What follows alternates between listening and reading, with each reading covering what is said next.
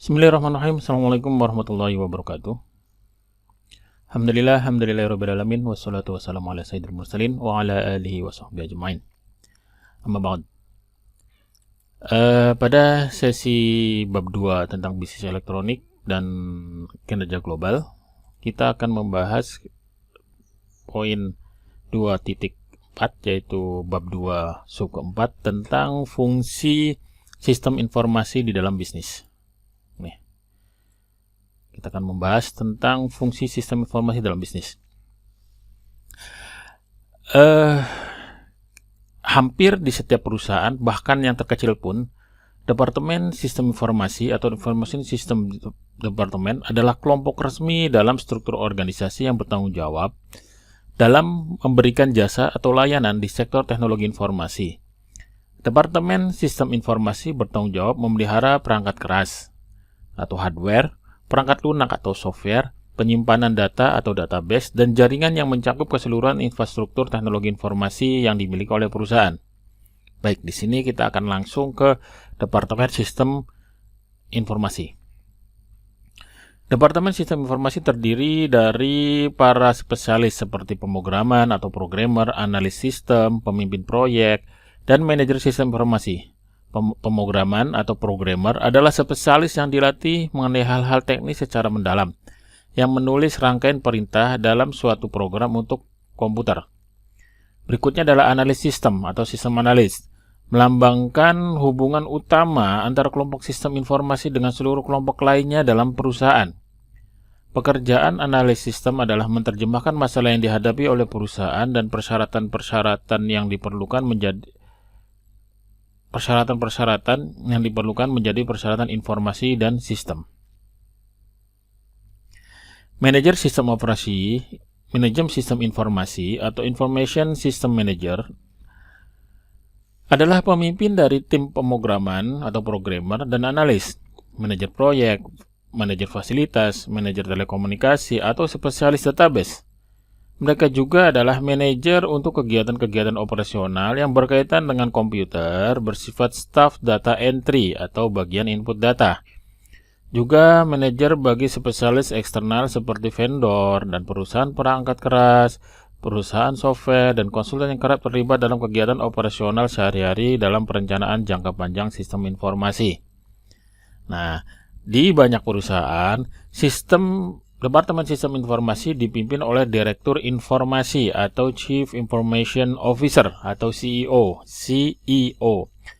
Chief Information Officer.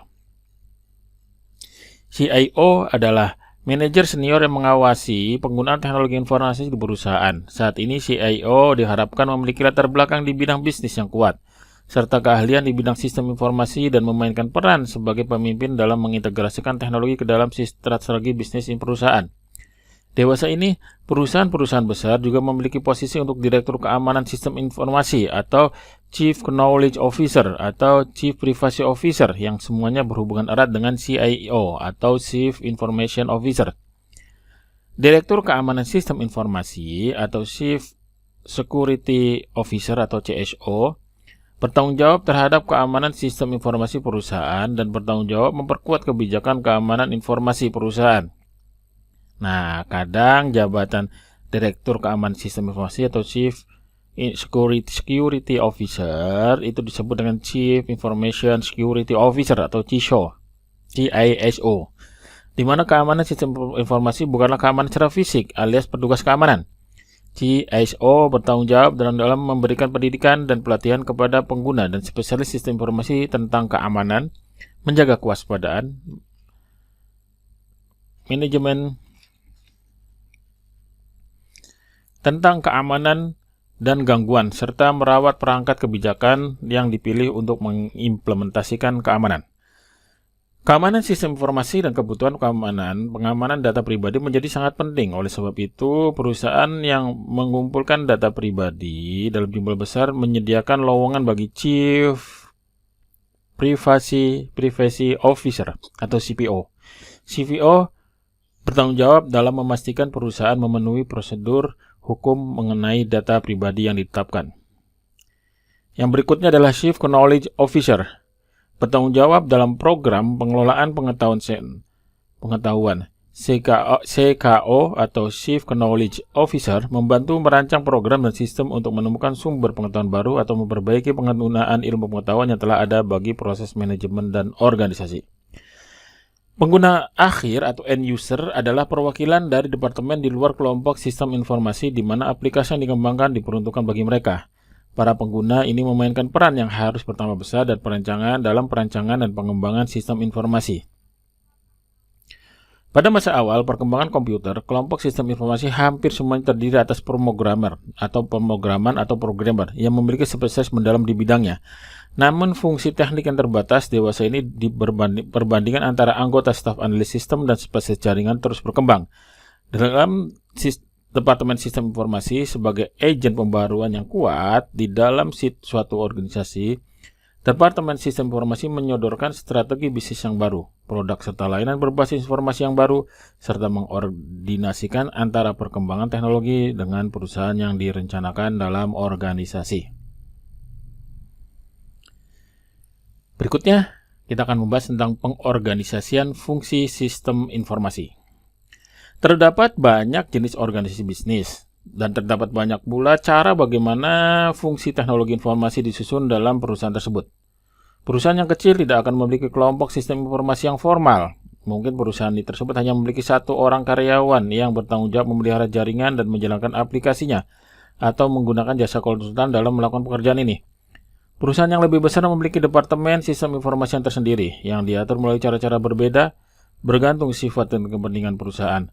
Penelusuran pembelajaran ini akan dijelaskan pada materi-materi berikutnya. Pertanyaan mengenai bagaimana seharusnya departemen sistem informasi disusun merupakan bagian dari masalah yang lebih besar mengenai tata kelola teknologi informasi. Tata kelola teknologi informasi atau IT governance melibatkan strategi dan kebijakan dalam penggunaan teknologi informasi pada sebuah perusahaan. Tata kelola teknologi informasi menspesifikasikan perincian hak dan kerangka kerja untuk tujuan akuntabilitas guna menjamin teknologi informasi yang digunakan untuk mendukung strategi dan tujuan operasional.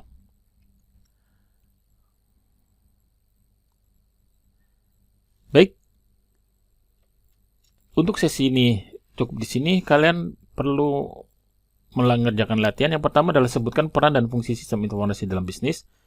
Yang kedua, jelaskan bagaimana fungsi sistem informasi mendukung bisnis. Dan yang ketiga, berikan penjelasan tentang peranan yang dimainkan atau yang dilakukan oleh pemrograman atau programmer, analis sistem atau sistem analis, CISO, CSO, dan CKO. Kurang lebihnya, saya mohon maaf. Akhirul kalam, wabillahi taufiq wal hidayah. Wassalamualaikum warahmatullahi wabarakatuh.